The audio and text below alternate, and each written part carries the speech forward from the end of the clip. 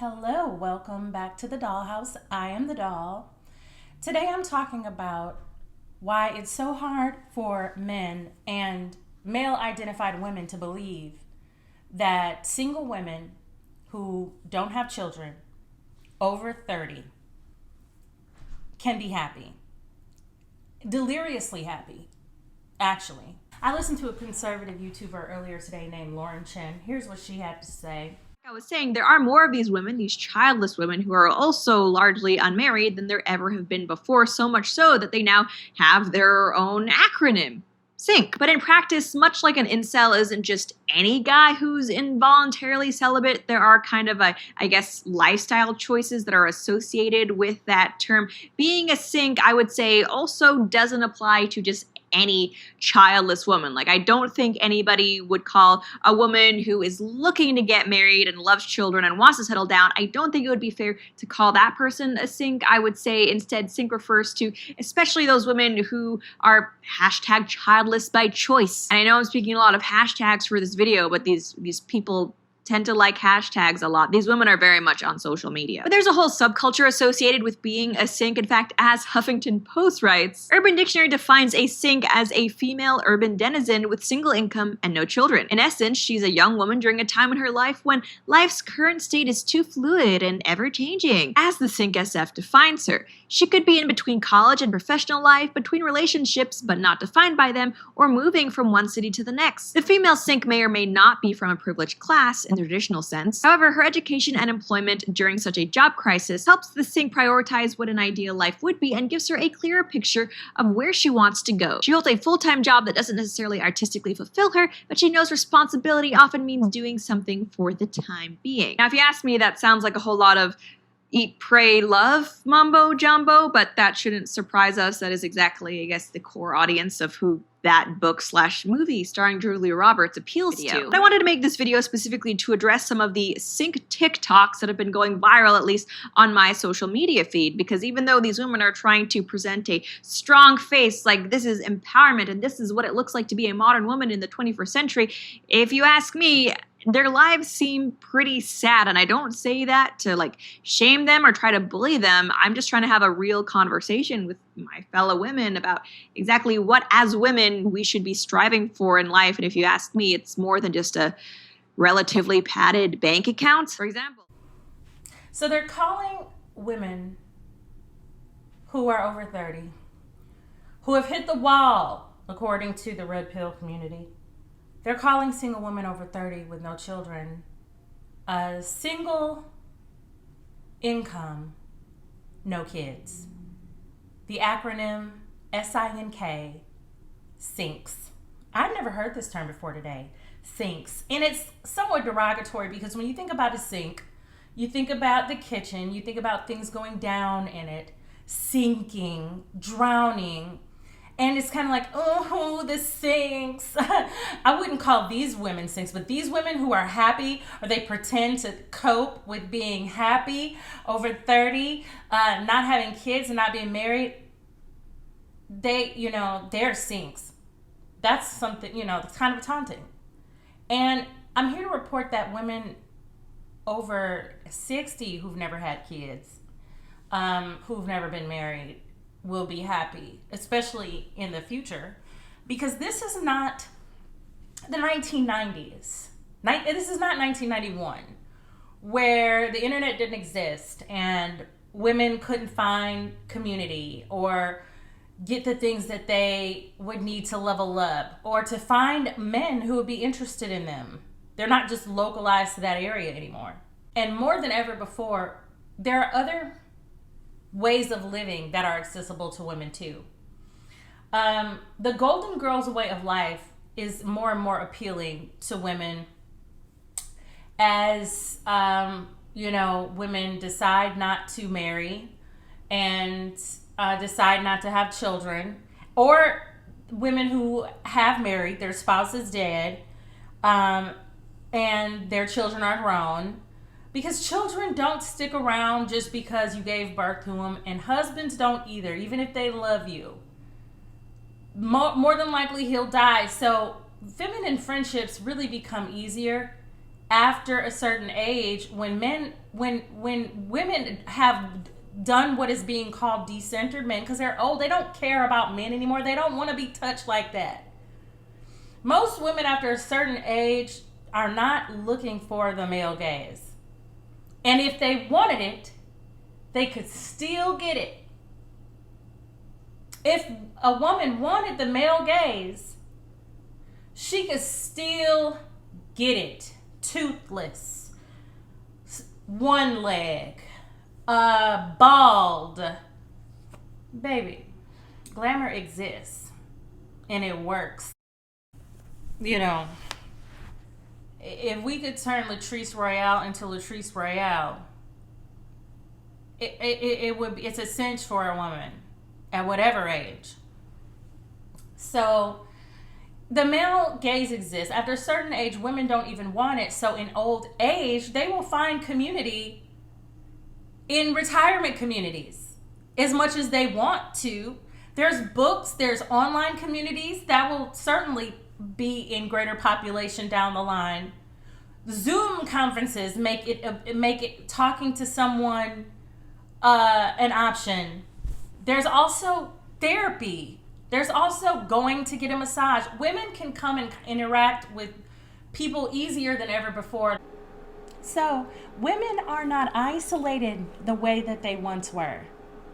As a matter of fact, they're in good company and there are lots of people who they can be friends with. In the United Kingdom, more than half of the women under age 30 are single and childless. This number is at the highest rate it's ever been. And in the United States, the trend is going in the same direction. So women should not feel some tremendous pressure to fit in with other people, because the social proof is showing that people don't want to get married. People are moving to a different structure. Women are choosing not to get married because they are not seeing the benefit of it, not because they have some strong allegiance to their job or to money, but because, just like men, they don't want to lose freedom to a life of unhappiness and unrelenting compromise with a man who's not even a protector and a provider. Also, men are not incentivized to marry women because women give them free sex.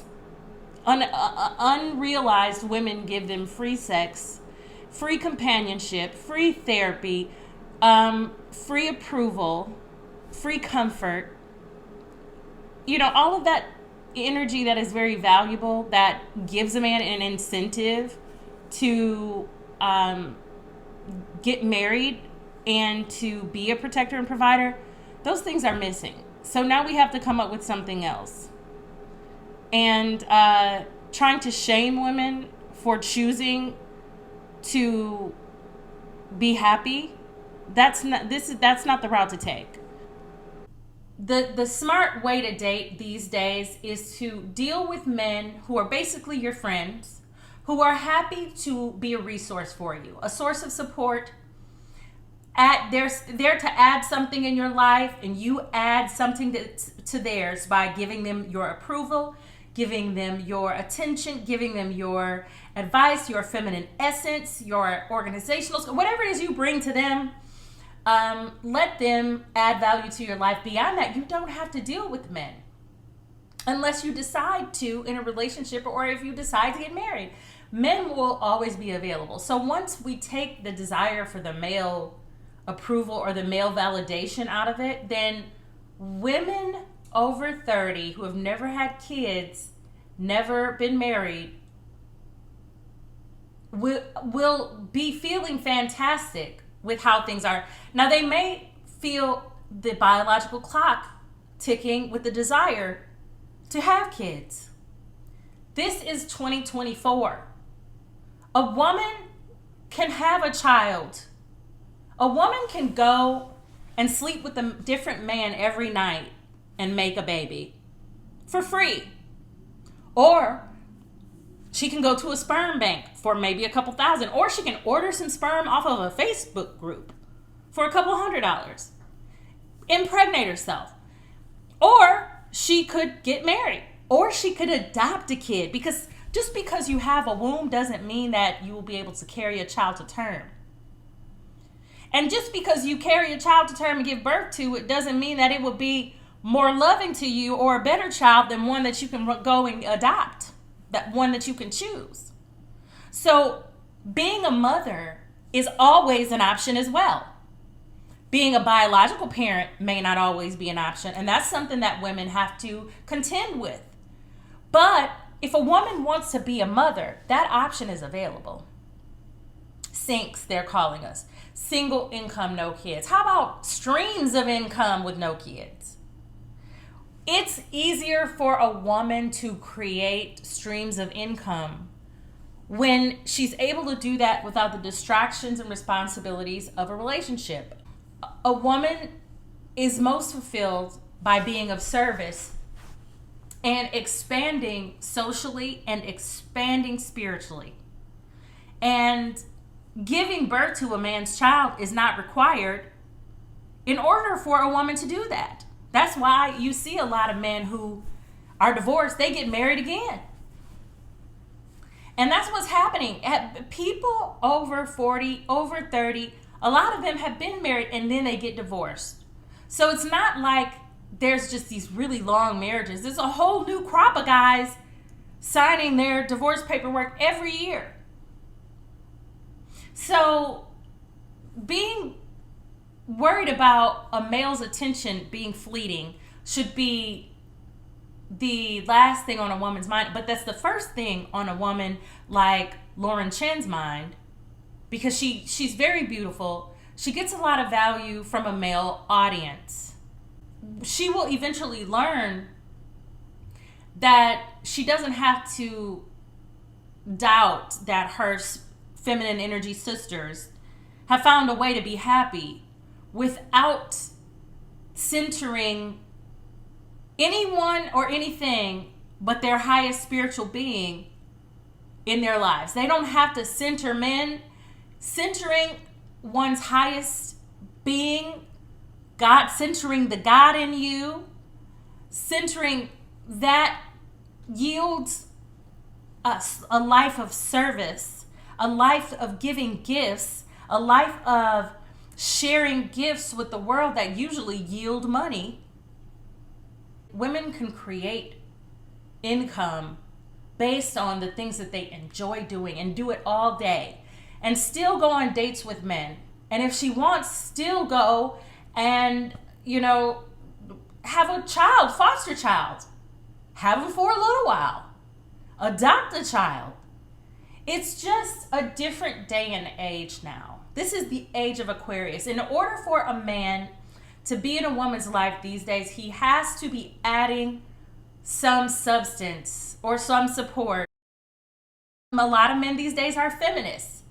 They really want a woman to chip in with some of the bills. And those men, they don't realize that they're feminists a lot of times, but, reminding them that it's okay if he's aligned with it, but you are, seeking a more balanced way of living where a man is in his divine masculine as a giver, the protector, the provider, and you get to thrive and continue to thrive in your divine feminine. Single women get to create a life of divine femininity, especially if they have streams of income with no kids. They get to come home to luxury places, luxury accommodations, travel luxury, rest luxury, be in the company of others when they so desire. Single women with streams of income and no kids can go and be in their family. If they want to, they can join a church and join the church family. Again, they can create their own family. They get married at any stage in life, have kids, either naturally or by adoption, if that's biologically is not a consideration. There aren't any limits now. Join a yoga class, joining a knitting club, joining whatever it is you want to do, roller derby, whatever. The options are endless. So life for single women looks different than the way it did when you watch movies of single women over 30 in the 1950s. Those women would be going mad, talking to themselves, didn't know what to do. No one was around to hang out with them. Baby, if that's how you are in this day and age, it's you. It's not the fact that happiness doesn't exist for these women. There was a lady in Lauren Chin's video. I'm going to play her. I wanted to make this video specifically to address some of the sync TikToks that have been going viral, at least on my social media feed, because even though these women are trying to present a strong face, like this is empowerment and this is what it looks like to be a modern woman in the 21st century, if you ask me, their lives seem pretty sad. And I don't say that to like shame them or try to bully them. I'm just trying to have a real conversation with my fellow women about exactly what as women we should be striving for in life. And if you ask me, it's more than just a relatively padded bank account. For example, we have this woman. Many women in their 30s living alone are living a different life to everyone else. And I'm going to tell you why. We've got no one to go out with. We're waiting for everyone's kids to get old enough so that our friends can go out again. Many of us have had to move away from the places and the people that we know because we couldn't afford to rent or to own where we knew people on a single income. Going on holiday is kind of weird because some people are totally fine doing it on their own. I am, but I don't want to do it on my own all the time. Plus the fact that it's very expensive. You're not surrounded by like-minded people who are in your lived experience. Like, I know some people who are in couples who don't have kids, but I don't interact with on a regular basis people who are living on their own, working, and don't have kids and are my age. So there's no one to really talk to. Anyone relatable anyway. So when I first saw that video, I couldn't help but feel honestly pretty sad for that woman. But I mean, ultimately, this is a life choice that she has made for herself. And I'll just say it. She acts as if she's surprised that not having a family gets lonely, which I mean, of course it does. And that's the thing. If you go through your life without, having a husband or a wife and no kids, you shouldn't be surprised when essentially you kind of get left behind when the people around you do reach those important milestones and do start to carve their own path. She's fairly miserable and complaining about being single. She may have not experienced the awakening yet and the realization that you create your life. Personality-wise, she does not have that attractive energy that makes other people interested in her, and that's probably because she's not appreciative of the gifts that she has that are apparent. Safety, warmth, food. I mean, just the ability to even make money. Another thing that I observed about her is her appearance. She's not maximizing her looks. And pretty privilege exists. She is not able to take advantage of it this way at her best. She's not at her best. She probably gets some privilege. She doesn't even realize it. She doesn't realize that she can get more. And it extends to friendships. It extends to dating. She may not have realized that the biological route is not the only route to having kids. So, and life doesn't have to be boring. It's basically you getting yourself together. Sinks or decentered women and recentered women. And I don't even want to say decenter men, because why do men even have to be mentioned? Recenter the God in you. Whatever it is that you want to call that entity, the spirit, self, recenter that and everything else shall follow. Seek ye the kingdom of heaven, and all else shall be added unto you. I believe that's what I learned when I was a child. So I hope this made sense. And it's just a natural response to the taunting that I noticed from, the dominant culture of male-identified women and men. Because male-identified women added with men, they outnumber women who have recentered themselves. But there are a subset of men who are wise and aware of feminine divinity, and they can understand how a woman can be happy without children and without a family, because they could see how they themselves would be happy. And there's not a whole lot of difference between us. Nobody is calling Leonardo DiCaprio unhappy. The veil has lifted. We're not falling for these same old tricks of emotional blackmail and of trying to diminish our magic with control. Because men are very good additions to our lives when they are in service to the mission of togetherness. Otherwise, women should wholeheartedly ignore them and feel good about doing it. And just get into their divinity and their productivity and being a resource to the people around them, mothering themselves, mothering their homes, their plants, their animals, their community. And I see happiness for women.